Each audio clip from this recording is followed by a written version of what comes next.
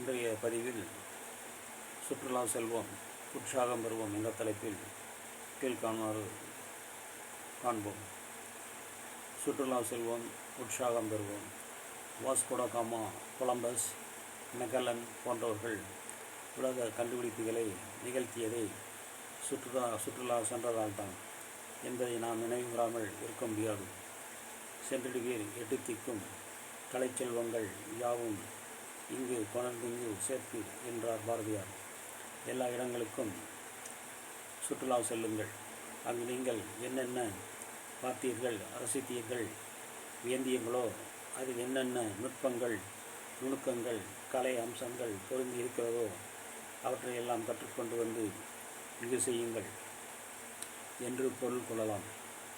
நம் மனம் விசாலமடைய சுற்றுலா ஒரு சிறப்பான விஷயமாக முன்பை காட்டிலும் இன்றைய தினங்களில் போற்றப்படுகிறது.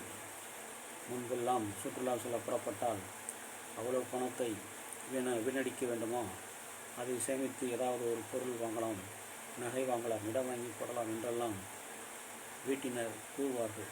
ஆனால் இப்பொழுது அதுபோல் யாரும் கூறுவதில்லை. நீங்கள் சம்பாதிப்பதில் ஒரு பகுதியை சேமித்து வையுங்கள். அதை வருடந்தோறும் சுற்றுலா செல்வதற்கு பயன்படுத்துங்கள். அப்பொழுதுதான் மனம் உற்சாகமடையும்.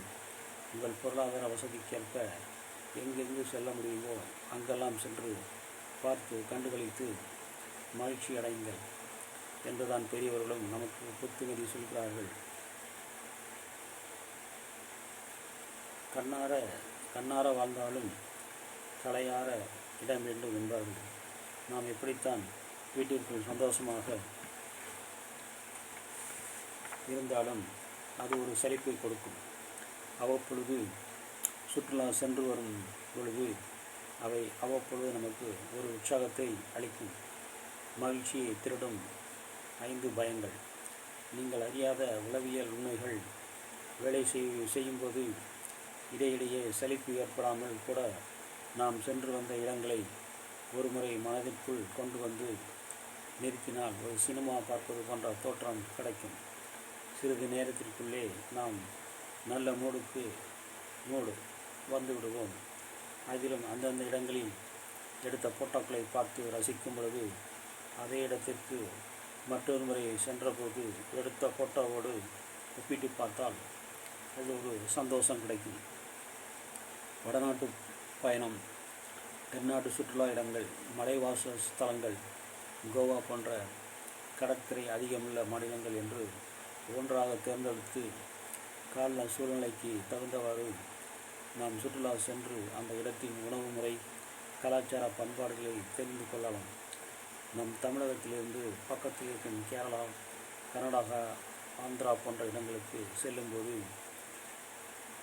இந்தியர்களே ஆனாலும் காலநிலை மாற்றத்தால் இருந்து உண்ணும் உணவு, உடுக்கும் உடை அனைத்தும் மாறுபடுகிறதா இல்லையா அவற்றையெல்லாம் தெரிந்து கொள்வதற்கு அந்தந்த இடங்களுக்கு சென்றால் தானே உணர்வுபூர்வமாக அவற்றை பார்த்து ரசிக்க முடியும். பிரச்சனைக்கு தீர்வு கண்ணோட்டம் மாறினால் கஷ்டங்களை மாறும். ஆதலால் சுற்றுலா செல்லுங்கள். உங்களை எப்பொழுதும் உற்சாகமான மனநிலையோடு வைத்துக்கொள்ள அதை உதவி புரியும். நாட்டுக்கும் சுற்றுலா தலங்களால் வருமானம் கிடைக்கும். அதில் நம் பங்கும் இருக்க வேண்டும் இல்லையா? இந்த வீடியோ பிடித்திருந்தால் லைக் பண்ணுங்கள், ஷேர் பண்ணுங்கள், கமெண்ட் பண்ணுங்கள், மறக்காமல் சப்ஸ்கிரைப் பண்ணுங்கள். தேங்க்ஸ் ஃபார் வாட்சிங். நன்றி, வணக்கம் நண்பர்களே.